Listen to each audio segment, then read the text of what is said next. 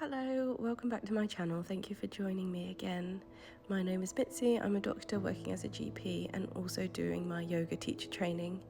I just want to apologise for my voice this week as I have got a bit of a cold, but we are still going to go ahead. And in this video, I just wanted to give you a real good breakdown of the Sun Salutations, which is something that you'll probably come across if you attend a Vinyasa yoga flow, a Vinyasa yoga class. So I thought just having these principles down would be really useful and help you to feel more confident about joining yoga classes. We'll just start with a few other common yoga poses first. So find a comfortable seat on your mat and facing the short edge of your mat, further to the back of your mat, sit on your knees, sitting on your heels, and then just open your thighs a little bit. So you're going to put your hand forwards and just walk your hands forward as your chest, head, tummy starts to fall towards the mat. And this is your extended child's pose. This is a really great position to come to at any point if you need to rest during your practice. It is a very restorative pose and can help you to regulate your blood pressure. So if you pop your knees together, there's another variation where you have your hands down by your side. If you just lean forward so your belly is resting on your closed thighs, arms are relaxed, and this takes a bit more pressure off your shoulder. So again, come to child's pose at any point you need to in your practice, as some of the postures and the flow can be quite strong. So we'll also talk about tabletop position. So this is the position I'm at now, where you are on your hands and your knees. Your hands are under your shoulders, your knees are under your hips. You're pushing through the palms of the hands, fingers are engaged, and your toes are relaxed. And then we can move into cat-cow. So this is a combination of arching and flexing the spine. So as you inhale, you're going to drop the belly, drop the waist, gaze is lifted. As you exhale, you're going to drop the gaze, looking at your thighs and rounding through the spine. So this is a lovely release of the spine, and it's very commonly used in warm-ups for yoga practice. It's great to get the core active and start to think about your spine mobility. Okay, great. So we're now going to move up and stand at the top of our mat, ready to start the Sun Salutation. So this is a flow, and we'll begin in Tandasana pose. So this is mountain pose. So this is a very strong pose that we're going to build from the ground up. So have your feet hip width apart, really pushing equally through your feet, equally through the front and the back of your foot. Your knees are soft, slightly engaging your legs. Your hips are sticked over your knees, over your ankles. Your shoulders are rolled up, back and down. And you're just going to slightly lift your gaze. Feel the lengthening in the back of your neck. Your heart is lifted, your chest feels open, so you're not rounding through the front. You're opening out so you can breathe well. And you might just like to close your eyes here and just connect with your breath for a few breaths. So in yoga, we breathe in and out through the nose. This calming, regulatory breath helps to keep us connected during our practice, and it gives us an anchor, something to hold on to while we're in the different poses or asanas. So while you're here, slowly breathing in and out through your nose, feeling strong and tall, really grounded in this mountain pose. Okay, getting ready now on your next inhale. Inhaling the arms up over your head, looking at your thumbs as your palms touch. Inhaling your arms up overhead, and you can gently bend the back here. You're still feeling strong, pushing through your legs. You're going to turn the palms out, slowly bring the hands out and down, and this is what we call a swan dive down to the mat, into a forward fold. Now soften your knees as much as you need here. You really don't want to be pulling in your lower back, and sometimes if you try and have your legs straight, you end up with this rounding of the spine. That's not what we want. We want to have our belly engaged with our thighs, and if that means you need to have bent legs at the beginning, then you may notice you can gradually straighten them with more practice.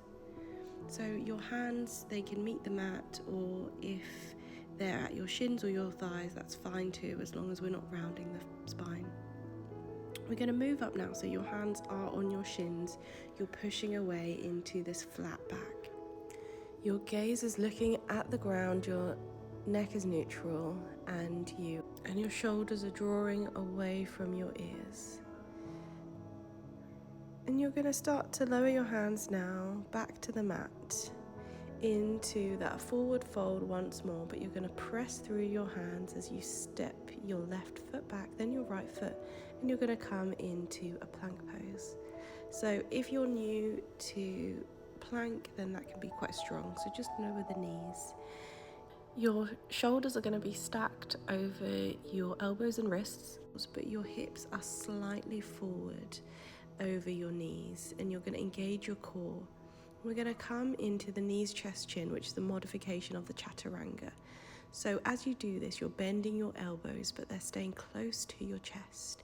Your chest is on the floor, your chin is on the floor, your knees are on the floor, but your bottom is lifted, your lower spine is arched. And then you're going to slide through into your low cobra, so belly comes into contact with the floor. Chest is lifted, your hands are under your shoulders, and you're just pushing away. Your hips and your knees stay on the floor here in your cobra pose. Coming through tabletop, you can push back into downward facing dog. So here you're equally pushing through the hands, engaging the fingers, sending the heels back. Now you really want to push your hands away, your shoulders away from your ears, sending the bottom to the sky, bending the knees as much as you need, thinking about getting your belly to the thighs, and your gaze is going to be looking between your legs. You're sending the heels to the back of the mat. They may not reach to begin with if you've got tight calves or hamstrings. And when you first get into downward dog, you can always pedal out the legs, bending one knee and then the other, just to help loosen up. And then you're going to look forward, step between the hands at your front of your mat, coming back into that flat back halfway lift, gaze looking down, and then relaxing, exhaling into your forward fold before bending the knees generously and inhaling the arms all the way up overhead into extended mountain pose, and then exhaling the hands back down through mountain. You may wish to watch that bit again just so you feel fully comfortable before we move on and do the moves with the breath work. If you feel ready, then we're going to do another flow again of the Sun Salutations, but with our breath. So inhaling the arms up overhead, extended mountain, gentle back bend, exhale, swan diving forward fold. Inhale, halfway lifting the chest off the mat, gazes to the floor, neck is neutral. Exhale, forward folds, planting the hands down and stepping back into your plank. Lowering the knees, uncurling the toes, shifting the weight so the hips are slightly forward, bending the elbows in towards the body, coming through, inhaling into your cobra. Exhaling, curling under the toes and pushing back through to your downward facing dog. Taking a breath or two here for a moment, pressing through the hands and feet equally, maybe pedaling out the knees, sending the hips to the sky, and then looking forward, stepping to the front of your mat. Inhale, halfway lift, exhale, forward fold, and then inhale all the way up to rise, extended mountain, exhale, down. Maybe just have a little shake out, loosen up any of the muscles. And now let's come back to our Tandasana mountain pose. We're going to go again. I'm going to show you the chaturanga variation with the upward facing dog. So really grounding through your feet, getting ready for your next inhale. You're going to send the arms up overhead, gentle back bend, exhaling, forward fold. Inhale, halfway lift. Exhale, planting the hands down, stepping back through your plank. So This time we're going to keep the knees lifted. And we're still going to be bending the elbows towards the body, keeping them in. And then you're going to lower down to a push-up position, but not quite touching the floor. So you're going to flip your feet, push up so you're arching the lower back. Your thighs and your knees remain off the floor in your upward facing dog. Don't crane the neck. Exhale, push back into your downward facing dog. It can take quite a while to build up to full chaturanga, so practice the knee, chest, chin variation until you build up the strength. In your downward facing dog, this is an active resting position. Make sure you use it as a chance to reconnect with your breath if you lost it. And then we're going to be getting ready, starting to prepare your gaze, look forward, step between your hands. Inhale, halfway lift.